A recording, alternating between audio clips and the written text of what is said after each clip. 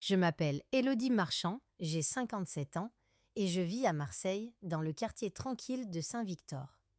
Notre maison, à l'ombre de la colline de la Bonne Mère, a toujours été un endroit où je pensais que l'amour, la fidélité et la confiance régnaient.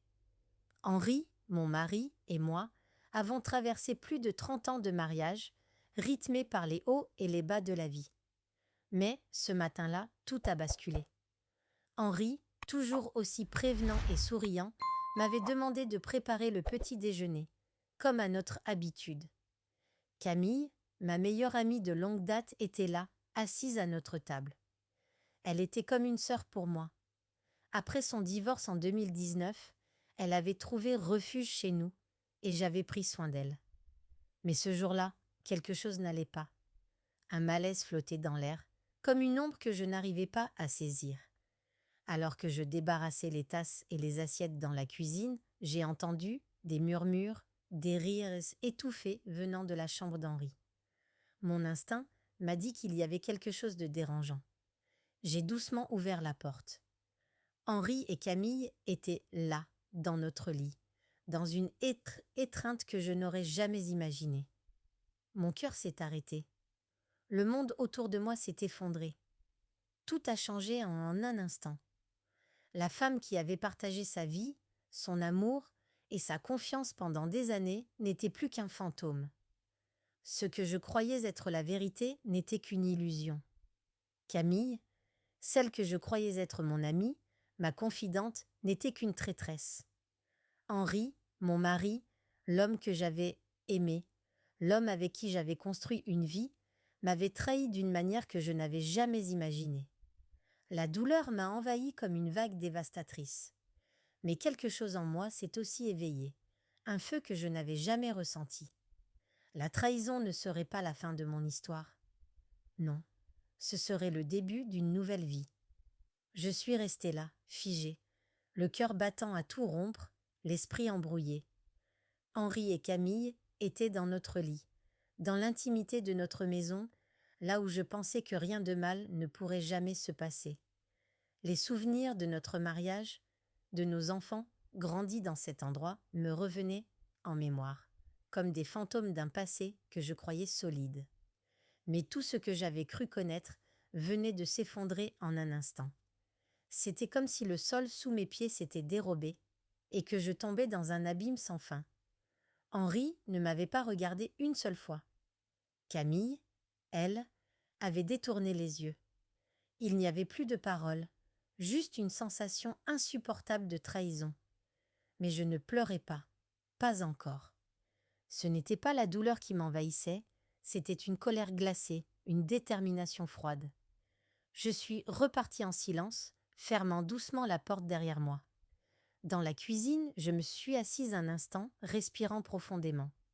Il fallait que je garde mon calme. La situation était trop grave pour réagir sous l'effet de la colère. C'était à ce moment-là que j'ai pris une décision qui allait changer ma vie. Je n'étais pas la victime dans cette histoire, non. Henri m'avait trahi, Camille m'avait trahi, mais ce n'était pas la fin de mon histoire. C'était le début d'un autre chapitre. Un chapitre où je serais la maîtresse de ma destinée, où je contrôlerais les événements et où je ne permettrais plus à personne de me briser. Les mois d'humiliation et de sacrifice étaient terminés. Je ne leur donnerais pas la satisfaction de me voir effondrée. Au contraire, je leur montrerais qu'ils avaient sous-estimé la force de cette femme qu'ils pensaient faible. Je savais que la vengeance, dans ce cas, ne devait pas être impulsive. Elle devait être intelligente, subtile et calculée.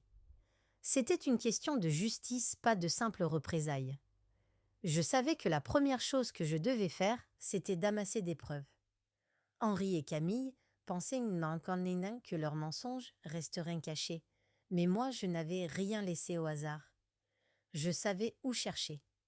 J'ai fouillé les comptes bancaires, les cartes de crédit, les relevés financiers. J'ai mis la main sur des transactions douteuses, des virements qui ne faisaient pas sens, des achats qui n'étaient pas justifiés. Il était évident que Henri avait utilisé notre argent commun pour entretenir cette relation secrète. Camille de son côté, semblait aussi avoir des habitudes de dépenses qu'elle ne pouvait pas expliquer. Je les avais piégées. J'ai pris contact avec un avocat, une personne de confiance, quelqu'un qui pourrait m'aider à comprendre les options légales qui s'offraient à moi. C'était étrange de me retrouver dans ce rôle, celui de la femme qui doit protéger ses biens et ses droits, mais il le fallait. Cette fois, je ferai les choses différemment.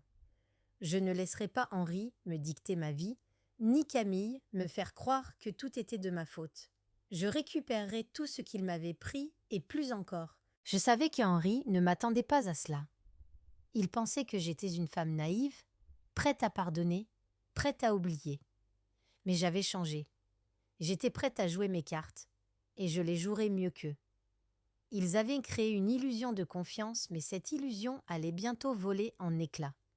Je passais mes journées à chercher des informations, à rassembler des preuves. Mes nuits étaient remplies de plans et de stratégies. J'avais trouvé un but, celui de me reconstruire. Je n'étais plus la femme dépendante de son mari, la femme qui se sacrifiait pour la famille. J'étais maintenant celle qui allait reprendre sa vie en main, qui allait tracer son propre chemin. J'avais aussi commencé à m'éloigner de Camille. Je n'ai plus répondu à ses messages et je l'ai évité lors de nos rencontres. L'ignorer était la meilleure forme de vengeance.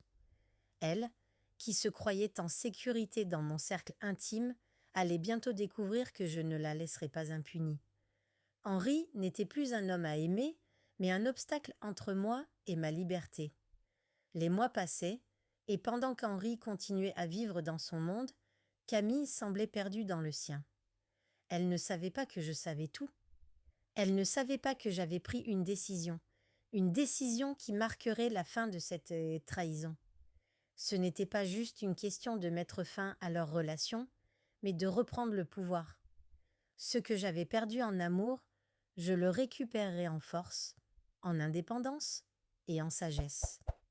Je n'avais pas encore mis mon plan en action, mais chaque jour, je me rapprochais un peu plus de l'objectif. Et chaque jour, je me sentais plus prête à les affronter. Rien ni personne ne me ferait revenir en arrière. Les semaines suivant la découverte de la trahison se sont écoulées comme un long fleuve tranquille, mais à l'intérieur, c'était une tempête. Henri vivait dans l'illusion que tout pouvait redevenir comme avant. Il continuait à me regarder avec des yeux pleins de regrets, lui qui ne comprenait pas encore l'ampleur de la rupture. Quant à Camille, elle avait disparu de ma vie.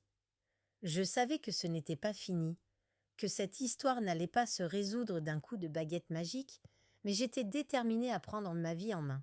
Il y avait des jours où je me réveillais en pensant à la douleur, à la trahison, mais chaque matin, je faisais le choix de ne pas céder à cette souffrance.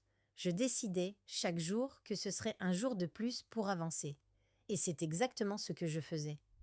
J'ai commencé par sortir de cette maison qui était devenue le symbole de ma soumission. J'ai pris le temps de respirer, de me réinventer, de retrouver la femme que j'étais avant tout cela. Je me suis inscrite à des cours de peinture, un rêve que j'avais toujours eu mais que j'avais mis de côté. Peindre me permettait de libérer mes émotions, d'exprimer ce que les mots ne pouvaient pas dire. Chaque toile était une victoire, chaque coup de pinceau un pas vers ma guérison. La couleur m'a réconciliée avec moi-même. C'était un début, mais un début puissant. Henri, lui, ne comprenait toujours pas. Il continuait de m'approcher, me promettant des excuses, des changements. Mais au fond de moi, je savais que rien ne serait plus jamais comme avant. La confiance était brisée à jamais. C'était lui, le père de mes enfants, celui avec qui j'avais partagé une vie, mais il n'était plus l'homme que j'avais aimé. Il était devenu une figure floue, un fantôme du passé. Ce n'est qu'un soir, alors que je rentrais d'une de mes séances de peinture, que j'ai eu un déclic. Je l'ai vu, là, dans le salon, son regard baissé, son attitude résignée. Il me tendait encore une fois cette carte de l'amour retrouvé, mais je ne l'avais plus dans mes mains. Il avait tout gâché. Et à cet instant, je me suis dit que c'était fini. Pas seulement lui, pas seulement Camille, mais tout ce qu'il représentait. Cette vie que j'avais partagée avec eux n'était plus mienne. Il était temps d'en créer une nouvelle. Les premières démarches pour la librairie ont été difficiles. C'était un projet qui demandait de l'audace, de l'argent et un courage que je n'étais pas certaine d'avoir au début. Mais chaque moment où je parlais de mon rêve à un agent immobilier, à un comptable, à des fournisseurs, je sentais que je reprenais de la force.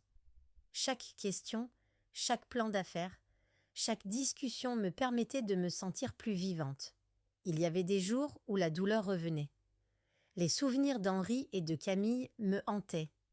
Je me souviens particulièrement d'une nuit où je n'ai pas pu dormir, où j'ai repensé à ces années perdues. Mais plutôt que de pleurer, j'ai écrit. J'ai écrit pour me libérer, pour comprendre, pour guérir. C'était une forme de catharsis, une manière de me reconstruire. Je savais que les écrits seraient le dernier pas avant la Renaissance. Mon avocat m'a donné un coup de pouce pour la suite. Grâce aux preuves que j'avais récoltées, je pouvais désormais entamer des démarches légales pour me séparer d'Henri et récupérer ce qui m'était dû. C'était important, mais en réalité, ce n'était pas juste l'aspect financier qui me poussait. C'était cette sensation de pouvoir, ce contrôle que je reprenais sur ma vie. Il ne m'aurait plus jamais prise au piège de ces mensonges. Les mois suivants ont été marqués par un équilibre précaire. Henri essayait encore de revenir, en vain. Il m'a proposé de partir ensemble en vacances, de repartir à zéro, mais j'ai refusé. Chaque proposition qu'il me faisait était une tentative de restaurer l'image du couple parfait, mais je savais que je ne reviendrais pas à cette vie-là. J'ai continué à avancer sans regarder en arrière. Le projet de la librairie a pris forme lentement mais sûrement. J'ai trouvé un local charmant dans le centre-ville, avec de grandes fenêtres qui laissaient entrer la lumière.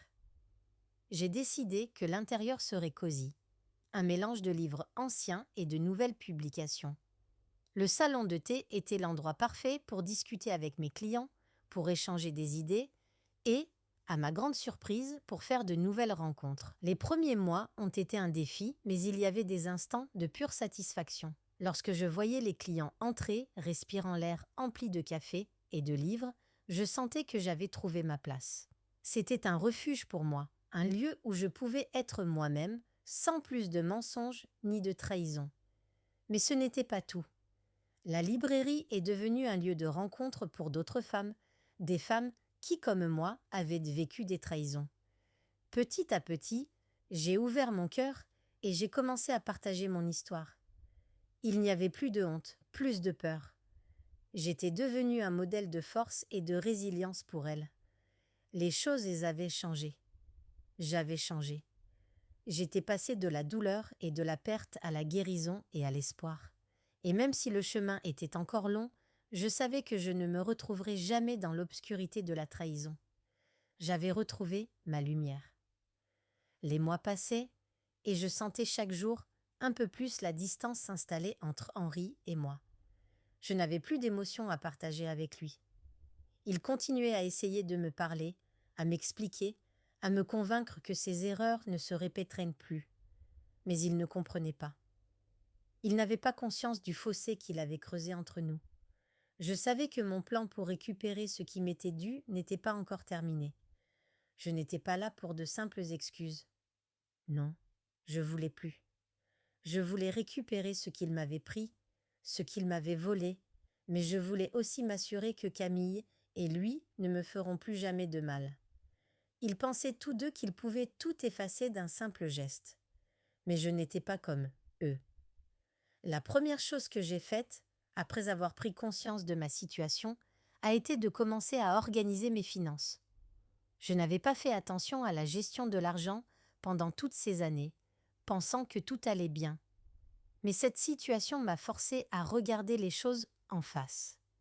J'ai pris contact avec un expert comptable et j'ai scruté chaque document. Mes soupçons étaient fondés. Il y avait des transferts d'argent étranges, des paiements pour des voyages qu'il n'avait jamais mentionnés et des transactions mystérieuses sur un compte que je ne connaissais pas. Je ne savais pas exactement jusqu'où ça allait, mais je savais qu'il y avait quelque chose à découvrir. Je me suis lancée dans une enquête silencieuse, rassemblant tout ce qui pourrait me permettre de comprendre l'ampleur de la trahison d'Henri et Camille. J'ai utilisé ma connaissance de notre vie commune pour retrouver des preuves. Henri, toujours trop confiant, avait laissé des indices un peu partout. Des reçus, des mails, des messages cachés dans des dossiers qu'il pensait protéger. Je n'étais pas une experte en espionnage, mais j'avais appris à comprendre comment il pensait, comment il agissait. Il avait des failles, et j'allais m'en servir. Tout est allé plus vite que je ne l'avais imaginé. J'ai découvert que Camille avait ouvert un compte à son nom dans une banque suisse avec des fonds en provenance de transactions douteuses. Le compte était alimenté par des virements réguliers provenant de l'argent que Henri avait retiré de nos comptes. J'avais la preuve. Camille et Henri s'étaient enrichis sur mon dos avec de l'argent que je croyais être à nous. Mais ce n'était pas tout. En creusant encore plus, j'ai trouvé des documents légaux qui pourraient être utilisés contre eux. Des papiers où Henri avait signé des contrats de prêt à des conditions favorables pour lui, mais extrêmement défavorables pour moi, sans jamais m'en parler. Il pensait que tout allait rester caché, que je resterais la femme naïve qui ne poserait pas de questions, mais j'étais prête à jouer de ma propre intelligence. J'ai alors commencé à contacter un avocat spécialisé dans ce genre d'affaires. Je savais que, légalement, je pouvais récupérer une grande partie de ce qui m'avait été volé. Mais je n'allais pas me contenter de ce qui était dû. Non, je voulais que cette histoire leur serve de leçon. Camille et Henri pensaient qu'ils pouvaient m'ignorer, me rabaisser, mais j'allais leur montrer qu'ils avaient sous-estimé la femme que j'étais devenue. Un jour, après avoir réuni toutes les preuves nécessaires, je suis allée voir mon avocat et nous avons élaboré une stratégie. J'avais l'intention de leur tendre un piège. Une rencontre, ordonnée par mes soins, où Henri et Camille seraient confrontés à toutes les preuves. Une confrontation publique, mais légale, où ils ne pourraient plus se cacher derrière leurs mensonges. Je n'ai pas eu à attendre longtemps. Quelques jours après, nous avons organisé une rencontre. Ils pensaient venir discuter, trouver un terrain d'entente, mais ils allaient découvrir la vérité d'une manière dont ils ne se remettraient pas. J'avais déjà préparé les documents légaux nécessaires pour les exposer, mais la façon dont cela allait se dérouler n'était pas ce qu'ils imaginaient. Le jour J, Henri et Camille sont arrivés, l'air détendu, pensant qu'ils allaient encore manipuler la situation. Mais dès que j'ai ouvert la porte, un poids lourd est tombé sur eux. J'ai sorti les documents, les relevés bancaires, les mails échangés entre eux, les transactions suspectes. Ils ont blêmi. Leur assurance est rapidement devenue panique. Henri a commencé à bafouiller des excuses, mais Camille, elle, ne savait plus où se cacher. Il n'y avait plus de place pour le mensonge. La confrontation a été un coup de théâtre. Je leur ai expliqué calmement comment j'avais découvert leur trahison, comment j'avais récupéré chaque document, chaque preuve. Camille, qui croyait que j'étais une femme docile, a été prise de court. Elle, qui m'avait trahi de manière si intime, était maintenant exposée, incapable de nier ses actes. Henri, quant à lui, n'a rien dit. Il savait qu'il avait perdu. Tout ce qu'il avait bâti à mes dépens allait s'effondrer sous le poids de sa propre bêtise. Ce n'était pas de la vengeance, c'était de la justice. Une justice que j'avais soigneusement orchestrée. Ce jour-là, Henri et Camille ont vu la vraie Élodie, celle qui n'a plus peur, celle qui n'a plus de place pour leur manipulation. Et eux, qui pensaient pouvoir se jouer de moi, ont compris que la femme qu'ils avaient trahie ne se laisserait pas faire. Mais cette victoire n'était pas la fin de mon histoire. Non, c'était juste le début de ma renaissance. L'été avait laissé place à l'automne et les pages d'Élodie continuaient de prospérer. L'air était devenu plus frais, les feuilles des arbres se teintaient de jaune et d'orange, et avec chaque changement de saison, je sentais que ma transformation était complète. Le passé, aussi douloureux soit-il, n'était plus qu'un vieux livre sur une étagère dont les pages étaient désormais lues, acceptées et fermées. Mais ce que j'avais appris, ce que j'avais gagné au-delà des pertes, était bien plus précieux que tout ce que j'avais cru perdre à l'époque. Luc était devenu une présence quotidienne dans ma vie, mais d'une manière différente. Il n'était pas là pour combler un vide, mais pour l'enrichir. Nous ne nous précipitons pas dans une relation passionnée, comme on pourrait le voir dans un film romantique. Non, notre histoire s'est construite sur des fondations solides, celles de la confiance, du respect et de la complicité. Il comprenait mes silences, et je comprenais les siens. Ce n'était pas la vitesse qui comptait, mais la profondeur des échanges, la simplicité de notre compagnie. Un soir d'octobre, alors que la librairie venait de fermer, Luc et moi nous sommes retrouvés autour d'une tasse de thé, un moment habituel pour nous deux. Il avait apporté un livre qu'il voulait me faire découvrir, un recueil de poèmes de René Char. En le feuilletant, une citation m'a frappée. « Il n'y a pas de chemin vers la liberté. La liberté est le chemin. » Je l'ai relu plusieurs fois. Ces mots résonnaient en moi comme un écho. La liberté, j'avais appris à l'aimer dans sa simplicité, dans le fait de vivre pour soi-même, d'être maître de ses décisions, de ses choix, et surtout d'être en paix avec soi-même. Il a vu l'éclat dans mes yeux quand je lui ai partagé cette citation. C'est exactement ce que tu fais, Élodie. Tu n'as pas cherché à fuir. Tu as choisi de rebâtir. Ces mots m'ont traversé comme une lumière. Il avait raison. Je n'avais pas fui, je n'avais pas cherché à tout effacer. J'avais simplement choisi de tout transformer. Mon passé était une partie intégrante de ce que j'étais aujourd'hui, et je ne le renierai jamais. Mais je ne voulais plus vivre dans l'ombre de la douleur et de la trahison. Je voulais vivre, vraiment vivre, et savourer chaque moment de liberté que la vie m'offrait. C'est à ce moment-là que l'idée m'est venue. Luc m'a souvent parlé de ses propres rêves, de sa passion pour l'écriture, de son envie d'un jour publier un livre. Et moi, dans un élan de générosité, je lui ai proposé de partager cet espace. Après tout, la librairie était la mienne, mais il n'y avait aucune raison de ne pas l'ouvrir à des talents comme lui. Peut-être que mon rôle dans sa vie ne se limitait pas à l'amour.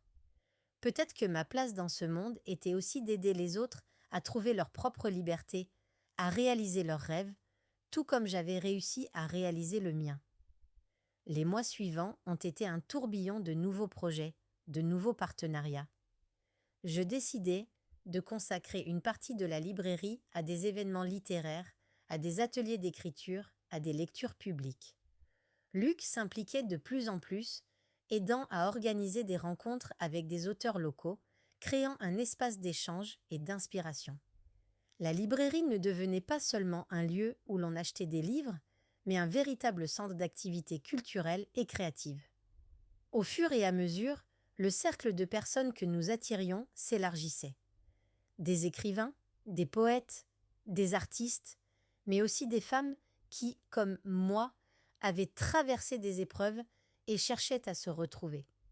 Je leur racontais mon histoire, non pas pour les choquer, mais pour leur montrer qu'il était possible de renaître. Que la douleur, même la plus profonde, pouvait se transformer en quelque chose de beau. Parmi ces femmes, certaines ont trouvé le courage de commencer des projets, d'autres ont décidé de quitter des relations toxiques et quelques-unes ont même ouvert leur propre entreprise. C'était devenu plus qu'un simple lieu de guérison, c'était un endroit où l'on trouvait une communauté prête à s'entraider, à se soutenir dans la réinvention de soi. Je savais maintenant que ma vie n'avait pas été marquée par un échec, mais par un choix. Et que ce choix m'avait mené là où j'étais aujourd'hui. Le passé ne me définissait plus. Ce qui comptait désormais, c'était ce que je décidais de devenir. Luc et moi avons continué à bâtir notre petite histoire, mais cette fois sans précipitation. Nous étions deux âmes indépendantes, libres de tout ce qui nous avait retenus, mais unies par cette volonté commune de partager, de créer, d'aimer. Et je me sentais prête à tout, car j'avais découvert, à travers la douleur, que la vraie liberté n'était pas d'être seule, mais d'avoir trouvé en soi la force de se relever et de choisir la vie que l'on souhaite. Il y a eu ce jour, à la fin de l'année, où nous avons organisé un événement spécial pour célébrer le premier anniversaire de la librairie. Ce fut une soirée magique avec des rires, des discussions animées, des sourires sincères. C'était mon cadeau à moi-même et à ceux qui m'avaient soutenu. Ce soir-là, en fermant la porte de la librairie après le dernier client, je me suis arrêtée un instant et j'ai regardé autour de moi. Tout était exactement comme je l'avais imaginé. Mais ce qui comptait, c'était ce que j'avais ressenti. La liberté. Une liberté que je n'avais pas cherché à conquérir, mais que j'avais simplement acceptée, en me donnant le droit de me reconstruire et de m'aimer. Je n'étais plus une femme blessée par la trahison. J'étais une femme forte, indépendante et fière de chaque pas que j'avais fait pour arriver ici. Et le voyage ne faisait que commencer. Les mois s'écoulaient et la librairie devenait un véritable carrefour de vie pour moi. Ce lieu, qui avait été une simple idée il y a un an, était désormais le symbole de ma renaissance, de ma capacité à transformer la douleur en un projet qui nourrissait mon âme. Les pages d'Élodie étaient devenues plus qu'un simple commerce. C'était un lieu de rencontre, de partage et d'espoir pour ceux qui cherchaient à guérir, à se réinventer. Et pourtant, à l'intérieur de moi, une part de mon passé persistait. Ce n'était pas une douleur palpable, mais un souvenir, un écho du passé, qui revenait de temps en temps, me rappelant ce que j'avais traversé, les épreuves que j'avais dû affronter pour arriver là où j'étais. Mais, à mesure que le temps passait, ce souvenir devenait plus doux, moins acide.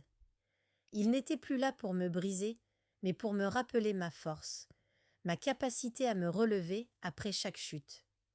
Luc et moi continuions à avancer ensemble, mais dans une complicité tranquille, sereine. Je n'avais pas besoin de grandiose ou de gestes spectaculaires. Ce que j'avais trouvé avec lui, c'était une confiance tranquille, une stabilité que je n'avais jamais cru pouvoir connaître. Il était mon partenaire, pas mon sauveur, et c'est cette égalité, cette complémentarité, qui faisait toute la beauté de notre relation. Il y avait des moments de doute, des instants où je me demandais si cette vie que j'avais reconstruite était vraiment celle que je voulais. Non pas que je regrettais ma décision de quitter Henri, de tourner la page, mais parfois la solitude du soir, lorsque la librairie fermait et que je me retrouvais seule dans l'espace que j'avais créé, m'interrogeait. Est-ce que j'avais trouvé l'amour véritable avec Luc, ou est-ce que j'avais simplement cherché quelqu'un pour combler le vide ? Je me rendais compte que ces moments de doute étaient naturels. Ils faisaient partie du processus de guérison. Il ne fallait pas que je me sente coupable de ressentir parfois cette mélancolie. C'était un sentiment humain, une conséquence de la vie que j'avais vécue et j'avais appris à l'accepter. Je m'étais souvent dit que la véritable force ne résidait pas dans l'indépendance totale, mais dans l'acceptation de soi et dans la capacité à vivre avec ses vulnérabilités. C'était dans ces moments de doute que je me sentais encore plus forte, car j'avais appris à ne pas fuir mes émotions. J'avais appris à les accueillir et à leur donner un sens. Et c'était là, dans cette acceptation, que résidait ma vraie liberté. Le projet de la librairie avait aussi pris une autre dimension. Ce n'était pas seulement un lieu où l'on venait pour acheter un livre ou prendre un café, c'était devenu un espace où l'on pouvait se retrouver, s'écouter, s'entraider.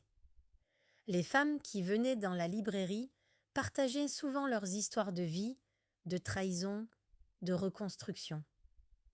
Certaines avaient vécu des situations similaires à la mienne, d'autres avaient traversé d'autres formes de souffrance, mais toutes, sans exception, cherchaient à guérir, à retrouver leur propre lumière.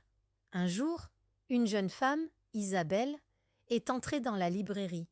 Elle semblait perdue, le regard un peu égaré. Je l'ai vue regarder autour d'elle, puis hésiter avant de s'approcher du comptoir. Elle m'a expliqué qu'elle venait de découvrir que son mari la trompait. Elle était en colère, bouleversée, et ne savait pas comment faire face à cette trahison. Je l'ai écoutée pendant un long moment, sans interruption, sans jugement. Elle a parlé, pleuré, et à la fin, elle m'a dit « Comment avez-vous fait, Élodie ?» Comment avez-vous trouvé la force de tout recommencer? Je lui ai répondu en souriant doucement. Je n'ai pas eu de choix. J'ai eu la chance d'avoir un rêve, une passion à suivre. La librairie m'a donné une raison de me lever chaque matin. Mais surtout, j'ai compris qu'il n'y avait pas de honte à se relever, à se donner une nouvelle chance. Nous avons parlé encore un peu, et Isabelle a fini par quitter la librairie un peu plus légère. C'était étrange, mais à ce moment précis, j'ai réalisé que ce n'était pas seulement la librairie qui m'avait sauvée. C'était ma capacité à partager ce que j'avais appris. Ma force ne résidait pas dans mon indépendance, mais dans ma capacité à aider les autres à voir que la guérison était possible, que la renaissance était toujours une option. Luc m'a un jour dit « Tu sais, tu es devenue une source d'inspiration pour beaucoup de gens, Élodie. Mais tu dois aussi te souvenir que ton parcours n'est pas fini. Tu es encore en train de grandir, de te découvrir. » Ces mots ont résonné en moi comme une vérité évidente.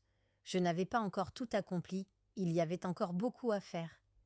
Le voyage de guérison était loin d'être terminé. La librairie était un symbole, mais le véritable travail était intérieur. Il était dans chaque pas que je faisais pour m'aimer davantage, pour m'accepter pleinement, sans jugement ni peur.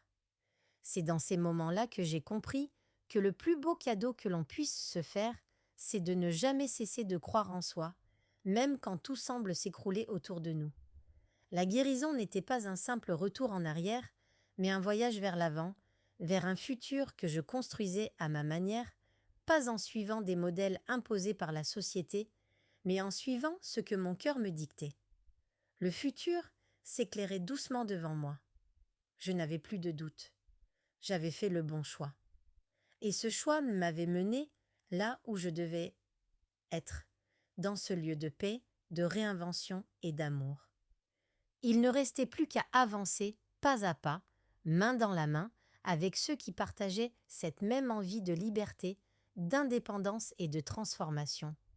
Le chemin était encore long, mais chaque pas que je faisais, chaque souffle que je prenais, me rapprochait un peu plus de la femme que je voulais être. Une femme libre, épanouie et surtout fière de sa propre histoire. Le temps passait et, avec lui, la vie continuait à se déployer autour de moi, comme une vaste toile que j'avais moi-même commencé à peindre. Les saisons s'étaient succédées, emportant avec elles mes derniers débris de doute et de peur. Aujourd'hui, je regardais ma vie avec un regard neuf, débarrassé des poids du passé, du fardeau de la trahison, des mensonges et des fausses promesses. J'étais arrivée là où j'étais grâce à ma propre volonté, mais aussi à ma capacité à accepter chaque étape, chaque difficulté, chaque erreur. L'acceptation n'était pas seulement un acte de soumission, c'était un acte de pouvoir. Luc et moi avions trouvé notre rythme. Bien que nous n'eussions pas défini notre relation de manière conventionnelle, il était évident que nous partagions une belle complicité. Je n'avais pas besoin de grands gestes pour savoir qu'il était là pour moi. Nous partagions des moments simples, des discussions interminables sur la littérature, l'art, la vie. Il respectait mon espace et mes projets, tout en étant une présence douce, rassurante. Jamais il ne m'avait poussé, jamais il n'avait cherché à me définir. Il m'avait accepté tel que j'étais, avec mes failles et mes forces. Mais cette relation, si belle soit-elle, n'était pas la clé de ma transformation. Non, la clé avait toujours été en moi. Elle résidait dans ma capacité à m'accepter pleinement, à me regarder sans honte et sans regret. C'était cette acceptation de ma personne et de mon histoire qui me donnait la liberté de m'épanouir et de réussir. Je n'étais plus une victime et surtout, je n'étais plus la personne qui vivait dans le passé. J'avais renoncé à la culpabilité. Je n'étais plus responsable des actions des autres. Je n'étais responsable que de ma propre vie, de mes choix, de mon bonheur. La librairie avait pris un tournant étonnant. Elle était devenue un lieu d'accueil pour des événements de plus en plus diversifiés et pas seulement des rencontres littéraires. Elle accueillait désormais des ateliers de développement personnel, des séminaires sur la guérison émotionnelle, des discussions sur l'autonomisation des femmes et même des groupes de soutien pour ceux qui traversaient des épreuves similaires à celles que j'avais vécues. Le changement avait été lent, mais il s'était amorcé dès que j'avais cessé de me voir comme la femme brisée. Dès que j'avais compris que mes cicatrices étaient des marques de force et non des stigmates de faiblesse. Un jour, une ancienne amie d'Henri est venue me voir dans la librairie. Je l'avais perdue de vue depuis longtemps et elle m'avait un peu choquée en arrivant là, dans mon espace.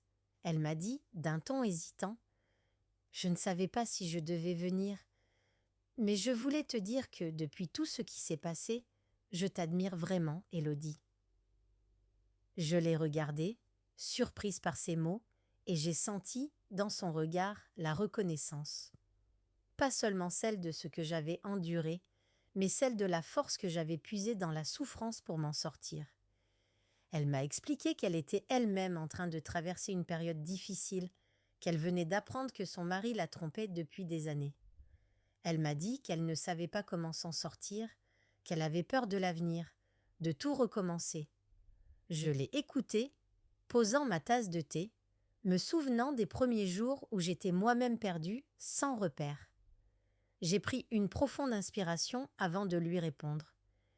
Il n'y a pas de secret. C'est dans la douleur que tu trouveras la force de te relever.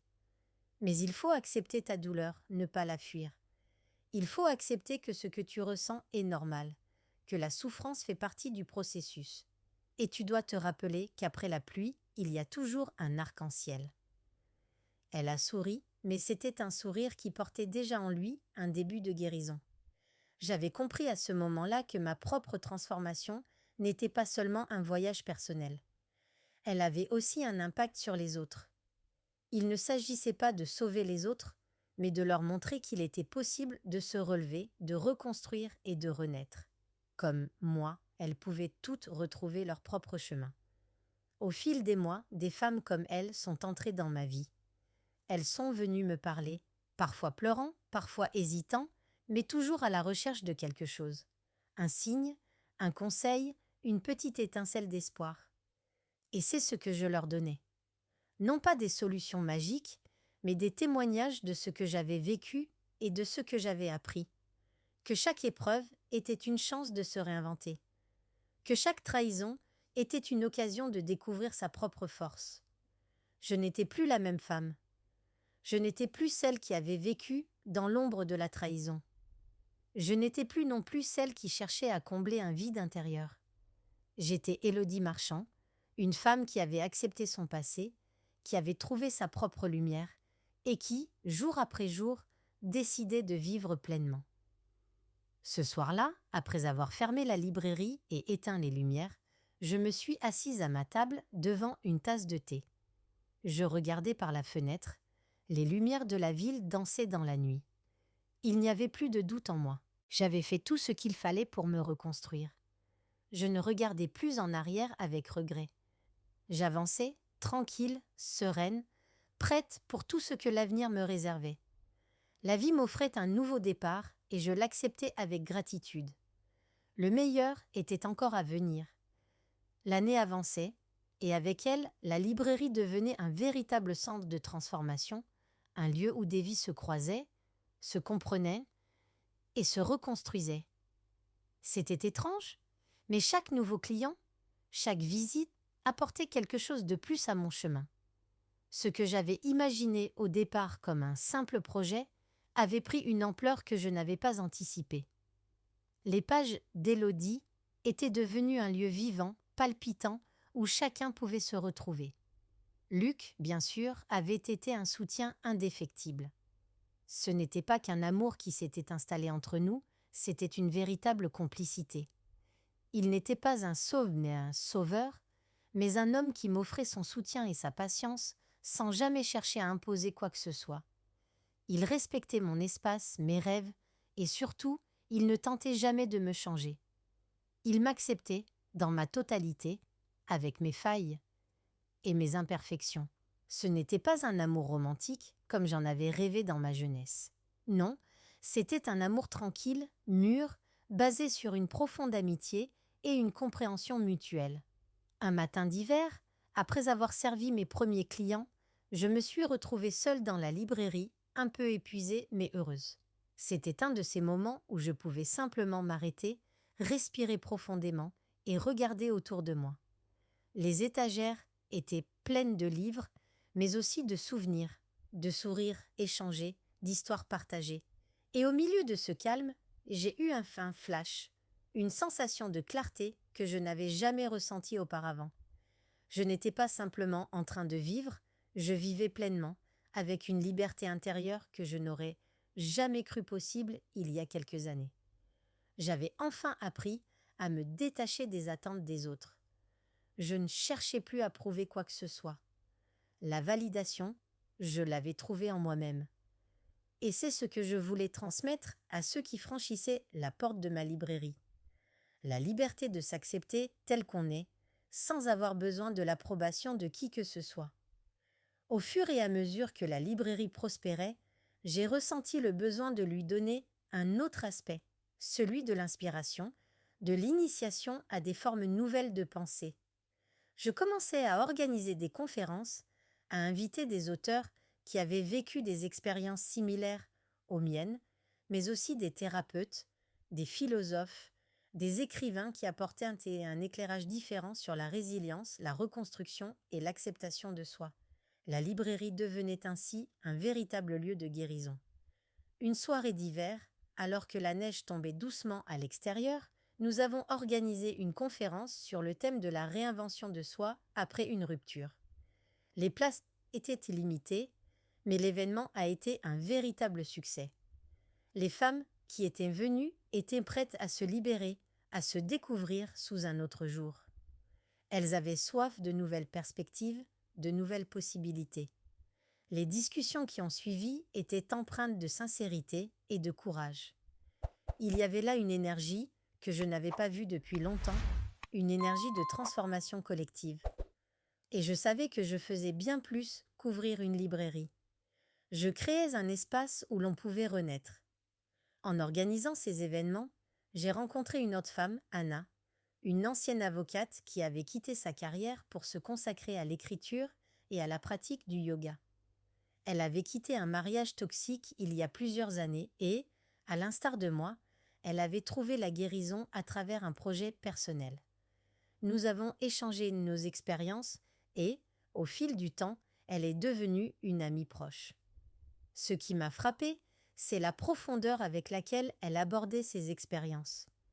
Elle m'a parlé de la nécessité de se détacher des schémas du passé et de se libérer de l'idée que l'on doit revenir à la normalité. Nous n'avions pas besoin de revenir en arrière.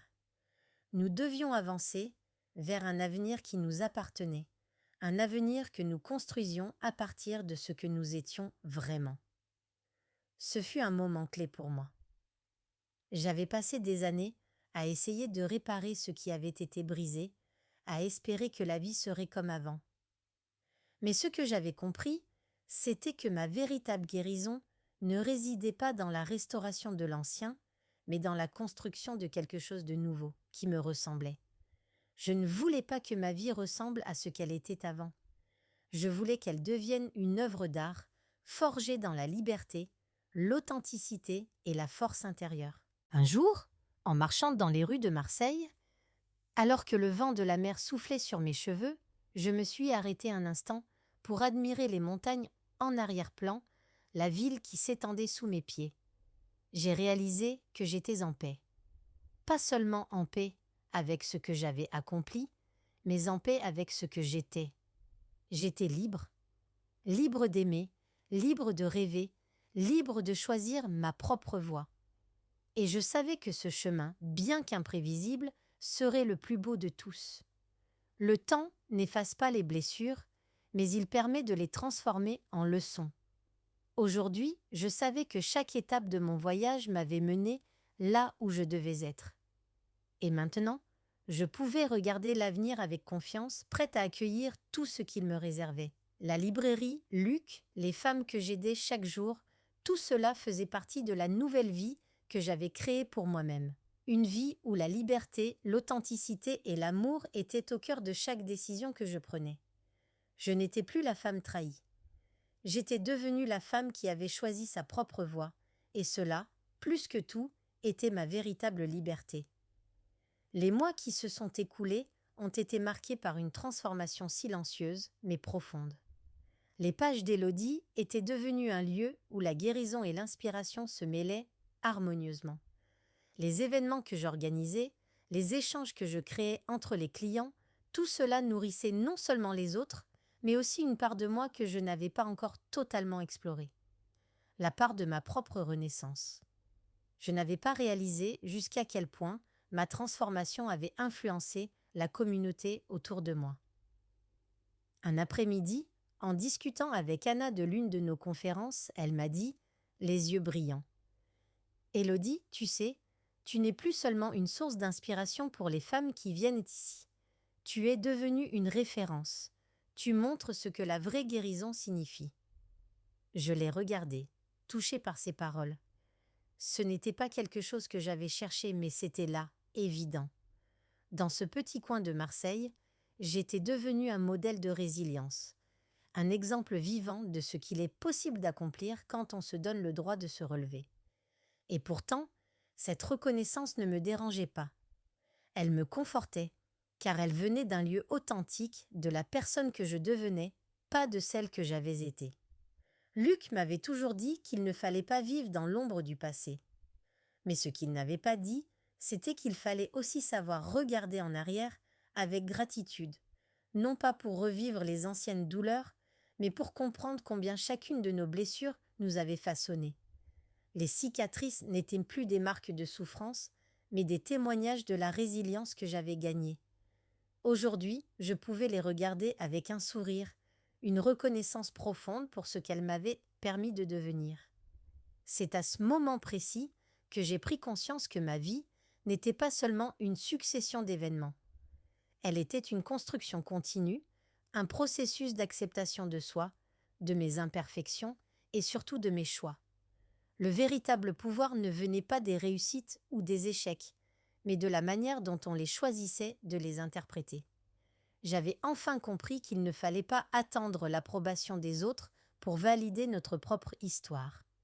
J'étais la seule à pouvoir décider de la direction que je voulais prendre. Un soir, après avoir fermé la librairie et rangé le dernier livre, je me suis assise sur le canapé de mon petit appartement, les yeux fixés sur la fenêtre qui laissait entrevoir les premières lueurs du crépuscule. La brise était douce et le bruit de la mer en arrière-plan m'apportait une sensation de sérénité. Je repensais à tout ce que j'avais traversé, aux épreuves, aux douleurs, mais aussi à la force que j'avais trouvée en moi. Et je n'avais pas à me cacher derrière les autres pour justifier qui j'étais ou ce que j'avais fait. Je n'étais plus cette femme brisée par une trahison, ni la femme qui cherchait encore des réponses. J'étais Élodie Marchand, une femme qui avait compris que la véritable réinvention ne réside pas dans la volonté de changer, mais dans celle d'accepter ce que l'on est, d'en faire ses armes et de les utiliser pour avancer. C'était ma propre révélation, celle que personne ne pouvait m'offrir, mais que je devais m'accorder. Cela m'a fait sourire. J'étais devenue la personne que je n'aurais jamais cru pouvoir m'en être. Non pas parce que j'avais accompli des choses extraordinaires, mais parce que j'avais cessé de me définir par les événements du passé.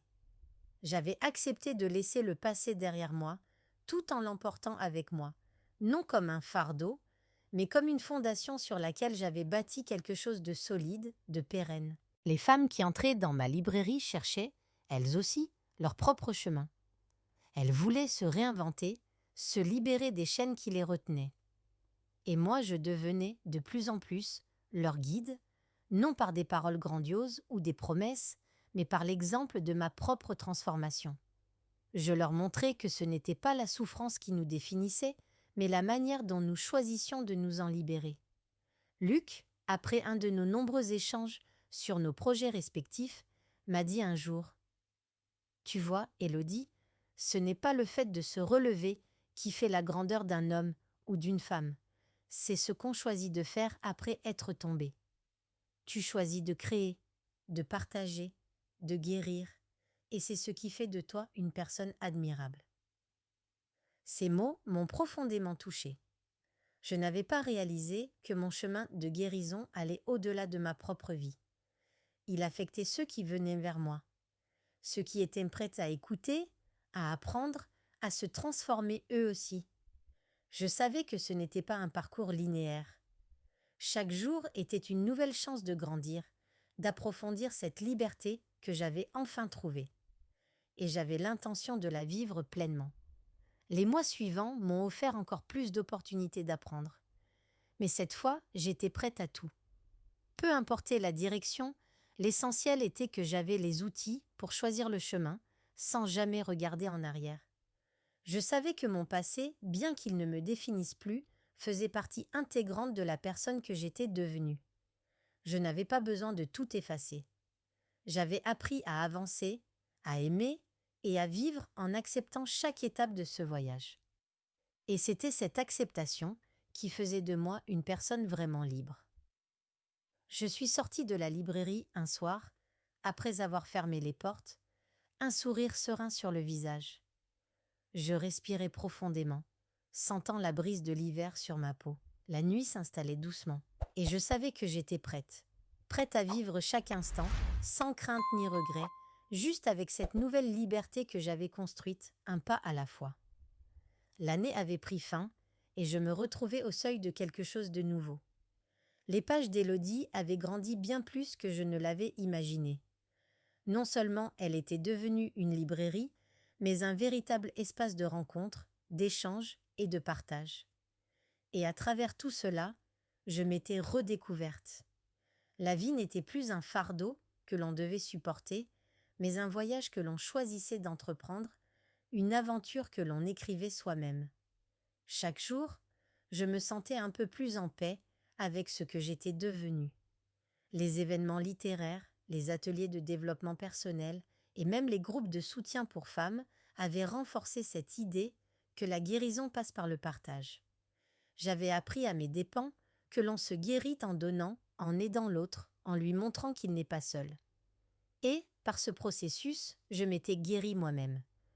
C'était devenu évident que ma librairie ne faisait pas que diffuser des livres. Elle devenait un foyer de lumière pour celles et ceux qui en avaient besoin. Des femmes, surtout, venaient me voir, cherchant conseil et réconfort, me racontant leurs histoires de trahison, de rupture, de reconstruction. Et à chaque fois, je leur transmettais ce que j'avais appris. Pas des conseils théoriques, mais des expériences vécues. Je leur parlais de la douleur, mais aussi de la possibilité d'en sortir plus fort. C'était dans ces échanges, dans ce lien humain, que j'avais trouvé une autre forme de guérison. Un après-midi, un groupe de femmes est venu dans la librairie pour un atelier de groupe. Elles avaient toutes vécu des expériences de trahison, de manipulation émotionnelle. Certaines avaient été laissées pour compte par des maris infidèles, d'autres avaient enduré des années de relations abusives. Nous avons partagé nos histoires, nos douleurs, mais aussi nos forces retrouvées. Je les ai écoutées sans juger, avec compassion. Je leur ai dit ce que j'avais moi-même appris, que le courage ne se trouve pas dans la lutte constante pour prouver sa valeur, mais dans l'acceptation de soi, dans la capacité à prendre du recul, à pardonner, mais surtout à se pardonner à soi-même. La plupart d'entre elles étaient venues à l'atelier en étant sur la défensive, terrifiées à l'idée de revivre les mêmes schémas. Mais petit à petit, une transformation s'est opérée. Les larmes ont fait place à des sourires sincères, les peurs à des rires. Ces femmes qui s'étaient senties écrasées, invisibles, avaient retrouvé une lueur d'espoir. C'était ce moment-là que j'avais recherché. Ce n'était pas le fait d'être une guérisseuse, mais plutôt d'avoir permis à ces femmes de trouver en elles-mêmes la force de se relever. Parmi elles, il y en avait une qui m'a particulièrement touchée, Marie. Elle était une mère célibataire avec 2 enfants en bas âge. Elle m'a raconté comment elle avait découvert que son mari la trompait, comment elle s'était sentie trahie non seulement dans son amour, mais aussi dans son rôle de mère. Après avoir pris la parole, elle m'a regardée avec des yeux emplis de gratitude. « J'ai l'impression que je peux enfin respirer, Élodie. Je pensais que ma vie était finie après ce qu'il m'a fait. Mais je vois maintenant que ce n'est pas la fin. C'est un début.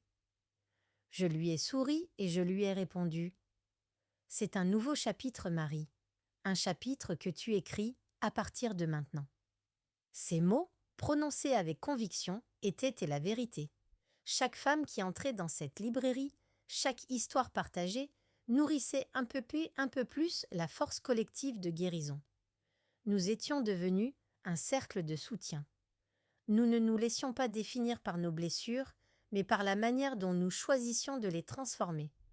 Nous étions devenus des femmes libres, non pas parce que nous avions tout oublié, mais parce que nous avions décidé de ne pas laisser nos expériences de vie nous réduire. Chaque semaine, il y avait de plus en plus de visiteurs, de plus en plus de participants aux événements. La réputation de la librairie grandissait, non seulement pour ses livres, mais aussi pour ce qu'elle représentait, un espace de liberté, de renaissance, de partage. Luc, toujours à mes côtés, était également témoin de ce changement. Il m'a souvent dit: « Élodie, tu n'as pas seulement ouvert une librairie, tu as ouvert un lieu où les gens se redécouvrent, où ils trouvent un sens à leur vie après une perte. Ce n'est pas juste un commerce, c'est un vrai service. » Je savais qu'il avait raison. La librairie était bien plus qu'un simple endroit où l'on vendait des livres. C'était un lieu de passage, un lieu où les âmes se rencontraient et se guérissaient. Et tout cela, je l'avais construit sans même m'en rendre compte. Je n'avais pas cherché à sauver qui que ce soit. J'avais seulement partagé mon histoire, mon expérience, et petit à petit, tout le monde autour de moi avait trouvé un peu de lumière. La dernière rencontre que nous avons organisée était une grande soirée de célébration. C'était un événement pour remercier tous ceux qui étaient venus, qui avaient partagé leurs histoires, leurs épreuves, mais aussi leurs victoires.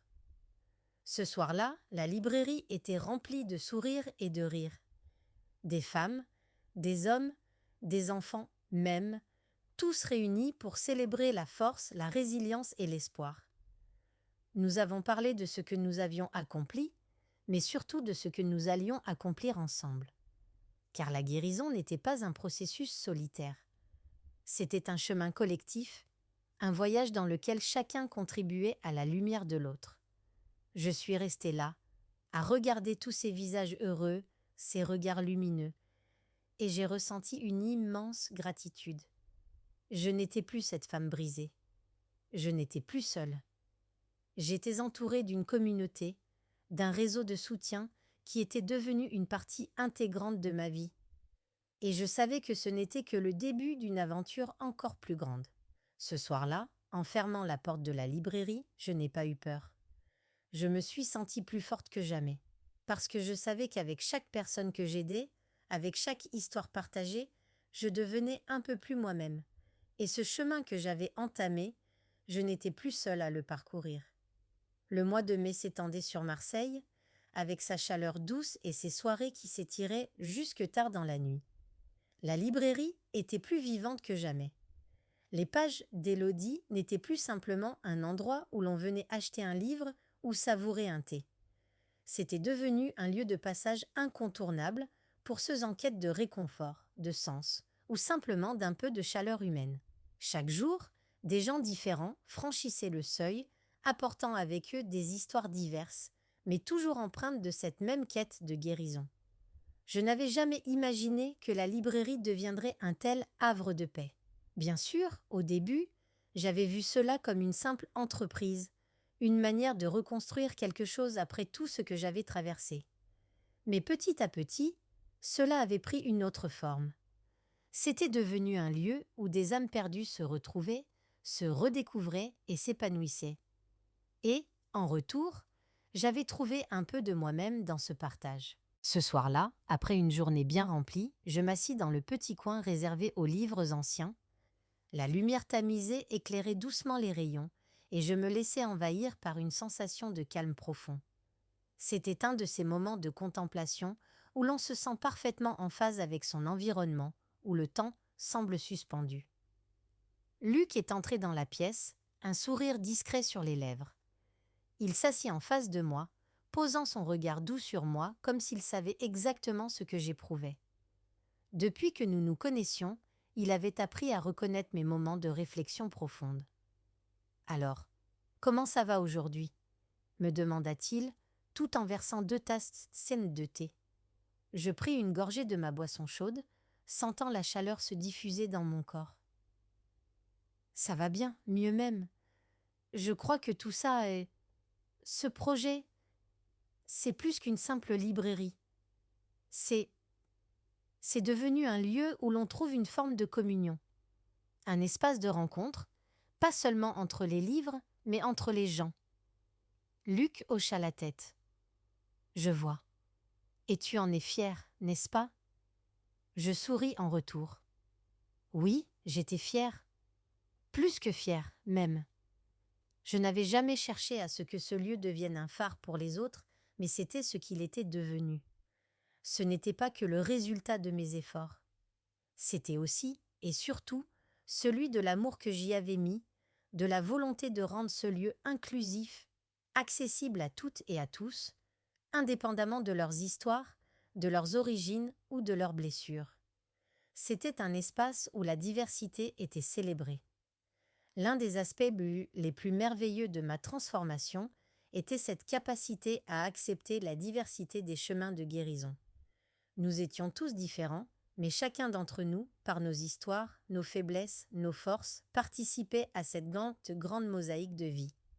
C'était la richesse de l'humanité dans toute sa complexité, et cela m'émerveillait chaque jour. Il n'y avait pas de recette miracle pour la guérison, pas de méthode universelle, mais il y avait cette magie simple, du partage, de l'écoute et du soutien. Chacun apportait quelque chose d'unique. Et ce n'était pas seulement ce que je donnais qui comptait. Ce que j'avais reçu de toutes ces âmes croisées dans cette librairie, c'était une compréhension profonde de la diversité humaine et de la manière dont nous étions tous liés dans cette quête du bonheur et de la paix intérieure. C'était dans cette unité, cette solidarité sans jugement, que résidait la véritable beauté de ce lieu. Un jour, une cliente fidèle, Margot, m'a confié qu'elle avait enfin trouvé le courage de quitter son travail en entreprise et de se lancer dans l'ébénisterie, sa vraie passion. Elle m'a dit « Tu sais, Élodie, chaque fois que je venais ici, je sentais que je pouvais rêver à nouveau.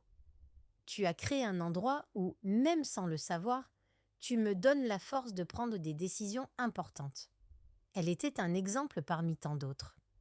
Chaque personne que je croisais ici, chaque histoire que l'on partageait, m'apprenait quelque chose de précieux sur la force intérieure et la résilience humaine. Les hommes aussi venaient plus souvent à la librairie et je les accueillais avec tout autant de bienveillance. La guérison n'était pas une question de genre.